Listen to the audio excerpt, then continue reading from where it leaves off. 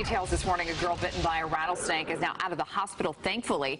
She was walking on a trail at Blue Springs State Park when a pygmy rattlesnake bit her on the foot. Doctors had to administer 4 doses of anti-venom. With snake season, of course, heating up here in Central Florida, what should you do if this happens to you? Jack FACENTE is director of AGRITOXINS Venom Labs, and he's joining us live this morning. Jack, thanks for being with us.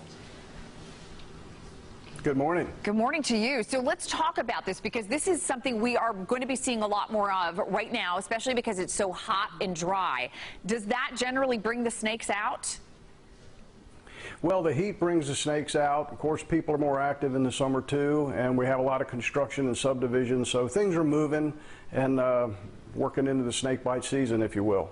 Okay, so let's talk about what you should do if this happens to you, right? Because most people don't know what kind of snake they encounter when they see one. If you should happen to get bit, what do you want people to know?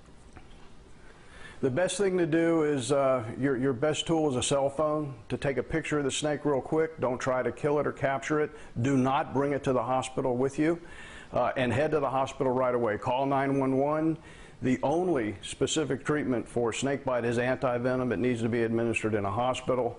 It works very well. It's very efficient. It doesn't have the old baggage with it with allergic reactions and serum sickness. The new stuff's actually made from sheep, and it is readily available. There's no shortage of that anti-venom for the rattlesnake bites. So, Jack, why is it important to know exactly what kind of snake it was? If you get bit by a copperhead or a rattlesnake, does that actually matter to the emergency room doctor?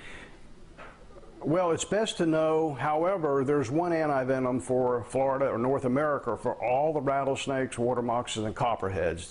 You have one anti-venom choice for that, and then you have a second anti-venom choice for the coral snake. The coral snake is the exception. So if you get bitten, it's a multicolored snake, well, then you can tell that to the attending physician.